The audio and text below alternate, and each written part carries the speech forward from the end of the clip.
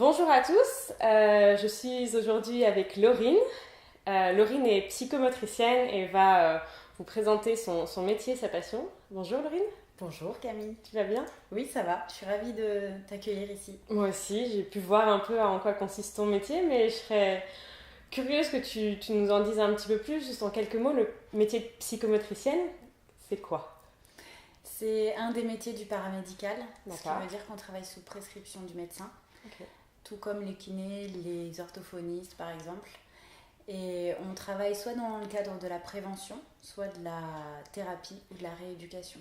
Donc ça nous amène à travailler avec plein de populations différentes, soit les tout petits en crèche par exemple. Ça va aussi jusqu'à la personne âgée en maison de retraite, en passant par les adultes handicapés, les enfants avec des troubles des apprentissages. Voilà. D'accord, c'est assez large. Oui. Et comment est-ce que tu en es arrivée à faire ce métier? J'ai hésité juste après le lycée. En fait, j'ai beaucoup hésité entre la psychologie et infirmière, en fait. D'accord. Donc, c'était un mix entre le soin de l'autre et la compréhension aussi des problématiques. Voilà, ça m'intéressait. Et je suis tombée par hasard sur un descriptif du psychomotricien et il y a eu des mots-clés qui m'ont tout de suite intéressée. Le fait de pouvoir utiliser plein de médiations notamment et de toucher une large population avec des problèmes très très variés. Donc tu as su quasiment directement en revoyant ça que c'était ton chemin, en tout cas pour l'instant quoi. Oui, en fait ça m'a beaucoup intéressée et je connaissais pas du tout. Non. Et en fait c'est en faisant les études que j'ai découvert vraiment de plus en plus le métier. En tant qu'étudiante, c'est pas évident de se rendre compte vraiment vers quoi on va. Et en fait, il y a une telle large palette de domaines, de personnes, de structures où on peut travailler. Et c'est ça qui est très très riche. Et ça m'a beaucoup motivée en fait. Ça t'a confirmé dans ton choix. Oui. D'accord. Et alors une journée, donc j'ai vu un tout petit peu ce que tu faisais, mais une journée, ta routine, tes responsabilités, c'est quoi en fait? Qu'est-ce que tu fais? Alors, en fait, pour revenir déjà au métier de psychomotricien, on aide la personne à utiliser toutes les potentialités qui se rattachent au corps. Okay. Donc c'est pas seulement le mouvement, c'est aussi la manière de se déplacer, comment on sent les émotions venir, comment on les gère, comment on arrive à se repérer dans l'espace avec la latéralité droite-gauche par exemple, à s'orienter dans le temps aussi. À communiquer et à avoir des interactions avec les autres, mais aussi avec son environnement, donc ça concerne aussi les sens. Donc voilà, c'est très très large. Et moi j'ai une petite spécialité, c'est la sensorialité, et utiliser tout le matériel que j'ai autour de moi pour faire travailler ça et intégrer en fait toutes les sensations pour la personne et faire en sorte qu'elle se sente mieux, plus confiante, plus rassurée et avec une meilleure estime d'elle-même. Voilà, c'est surtout ça ma spécialité. Je travaille beaucoup avec les tout petits. Donc moi je travaille en crèche et en cabinet. D'accord. En crèche, j'interviens beaucoup pour guider les professionnels en fait dans leur travail. Il y a des psychomotriciennes qui sont en poste fixe dans les crèches sur des mi-temps ou des temps pleins et qui font tous les soins de nursing, l'accueil, l'échange, tout ça. Moi je ne suis pas du tout là-dedans. Je suis vraiment intervenante ponctuelle. Donc je fais de l'observation, pas tant pour voir si les enfants vont bien ou développent un problème, c'est plus comment ça se passe une journée pour vraiment améliorer, faire des propositions d'amélioration dans leur pratique. Ça peut être on va changer l'espace pour qu'ils aient de meilleurs repères, ça c'est dans le cadre de réunions en fait. Il y a l'observation et puis après en général il y a une réunion avec les équipes pour que je leur propose des choses.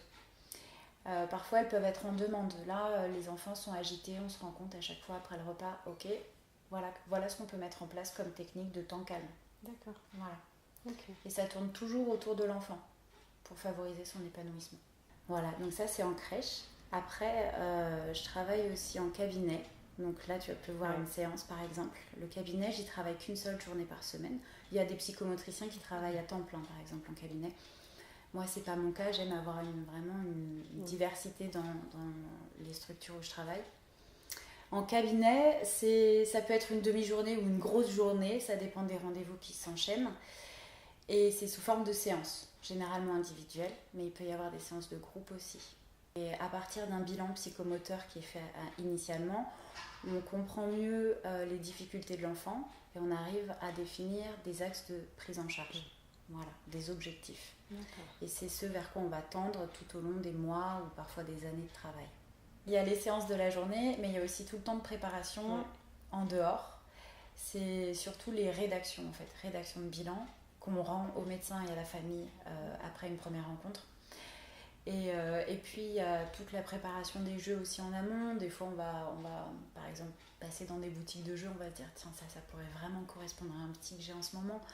D'accord, donc après, sur base de ce bilan, tu vas identifier quelles sont donc les capacités que tu dois développer et identifier des exercices que tu connais qui peuvent te permettre de développer ça. Donc tu as une partie un peu créative aussi dans les exercices que tu peux imaginer. Exactement. Okay. En fait, ça c'est une grosse part du travail, c'est avoir toujours beaucoup d'idées en tête et savoir rebondir. Parce que il se peut que ça ne convienne pas à l'enfant ou que ça ne convienne pas à ce moment-là. Ouais. Ou alors il faut aussi utiliser les envies des enfants. Si l'enfant a envie par exemple de faire de la pâte à modeler, mais qu'il faut travailler l'attention ou complètement autre chose, il faut savoir détourner l'objet pour que ça réponde aux besoins. En fait, en psychomotricité, on traite les troubles psychomoteurs. Donc c'est les problématiques autour du corps, mais en sachant que le corps et l'esprit sont très liés. Donc si un enfant n'a pas confiance en lui, ça va impacter sur ses capacités à utiliser son corps. Et inversement, s'il a des difficultés au niveau du mouvement, de l'équilibre, sa confiance en lui, elle va être aussi fragilisée. Donc on a toujours en tête les deux pôles. Et les grands types de difficultés qu'on rencontre en cabinet, ça peut être des troubles du mouvement, des dyspraxies, des troubles de la coordination, des enfants agités, hyperactifs, au contraire des enfants inhibés, qui manquent de confiance en eux par exemple. Il y a aussi des jeunes enfants qui présentent des retards psychomoteurs dus à un handicap, à une prématurité par exemple. On a aussi des enfants anxieux, ça j'en vois beaucoup. J'aime beaucoup leur proposer de la relaxation. Ça, c'est un outil très intéressant en psychomotricité. Donc là, les relaxations très ludiques pour eux. Donc ça leur parle et c'est une manière de vraiment aborder le travail de manière amusante, en fait. Donc que ça soit pas horrible de venir... c'est pas un travail, en fait, quand ils viennent ici. Il faut vraiment que ça soit du jeu. Donc en fait, on utilise beaucoup de jeux ici, des jouets, des jeux de société, des gros ballons. Il faut toujours qu'il y ait une dimension ludique à nos séances pour que l'enfant investisse en fait. Après, il y a le relationnel qui joue beaucoup. Donc si ça se passe mal avec un enfant, ça va moins avancer, c'est sûr.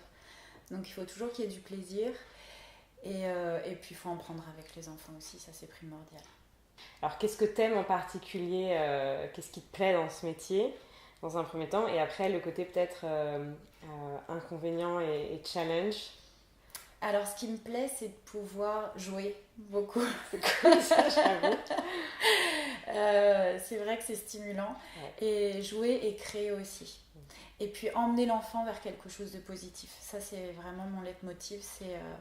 C'est pas un effort, ça doit pas être un travail pour eux en plus de l'école.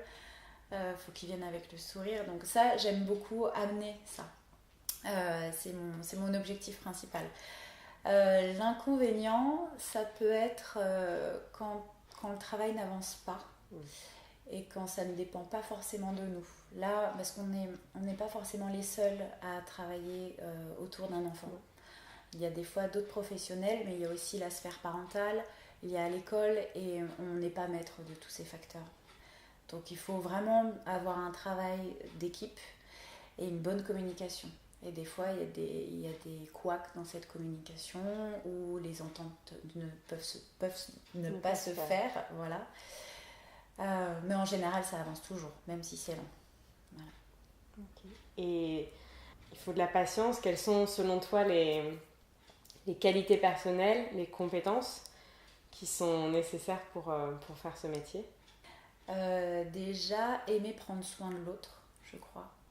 Et prendre du plaisir dans la relation, ça c'est important. Je dirais qu'il faut aussi être à l'aise dans sa peau. Il faut vraiment donner envie d'aller vers ça. Si on est déjà timide ou complexé, ça va être plus difficile à mon avis. Et une qualité aussi, la patience et la disponibilité. Ça, il faut vraiment être toujours disponible pour les parents, pour les enfants, pour les professionnels. Voilà. pour surtout pas casser cette dynamique d'équipe. Ouais, je pense que... La créativité aussi, hein. Ouais. Ça c'est sûr. Ouais, Savoir c'est ça, s'adapter c'est lié et aussi au jeu en fait. Hein. Ouais. Faire travailler cette imagination finalement qu'on a vachement plus quand on est petit. Du coup, la garder avec le jeu, enfin, je trouve ça chouette. Comment est-ce que tu gères ton équilibre entre ta vie privée et ta vie professionnelle? Est-ce que c'est bien équilibré? C'est un métier prenant? Après, pour moi, mon métier, ça occupe une grande part de mon épanouissement déjà. Donc j'y accorde beaucoup de temps, mais ça ne me déplaît pas. Si j'ai des coups de fil de parents le week-end pour échanger au sujet de leur enfant, pour moi, il n'y a aucun problème. Parce qu'il faut savoir s'adapter aussi aux disponibilités de chacun. Comme je suis passionnée, ça ne me dérange pas de prendre autant de temps des fois, même en dehors des heures officielles de travail. En tout cas, j'ai de bons contacts avec les parents. Avec les enfants aussi. Avec les enfants aussi, oui. Mais quand ça se passe bien avec les parents, c'est une grosse marche de franchie en fait. Voilà.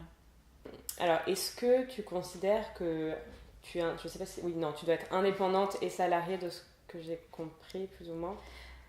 Est-ce que tu considères que ton salaire ou ton revenu est bien aligné en fait avec le travail que tu fournis? Et est-ce que le salaire était une motivation dans le choix de ce métier? Alors, dans le métier de psychomotricien, on peut travailler soit en libéral, soit en tant que salarié dans des structures. Moi, j'ai beaucoup travaillé dans des structures. Et dans ces cas-là, c'est des horaires standards avec un revenu selon les conventions. Donc, c'est satisfaisant, mais c'est vrai que ça peut demander beaucoup d'énergie dans les structures. Surtout quand on rencontre certains problèmes avec des équipes, par exemple, ou alors beaucoup de résidents à prendre en charge. C'est vrai que ça peut être fatigant. Moi, je suis actuellement seulement libérale. J'ai arrêté d'être salariée à côté. C'était pour répondre à des opportunités, tout simplement. Et en fait, quand on est libéral, c'est à double tranchant. On gagne un petit peu mieux, mais on n'est jamais sûr de ce qu'on va gagner à la fin du mois, parce que c'est selon les présences des enfants, selon les vacances, selon les nouveaux patients qui peuvent arriver ou quitter les prises en charge, selon les contrats qu'on peut avoir aussi pour intervenir dans tel ou tel endroit. Et puis des fois c'est des tout petits contrats aussi, donc une matinée par semaine par exemple pour intervenir en crèche, donc voilà. Et puis il faut savoir être disponible, donc en fait je cours partout dans plusieurs lieux. Je compte pas mes heures parce que ça sert à rien, tant que j'arrive à vivre de mon métier et que je m'amuse. Pour moi c'est le principal.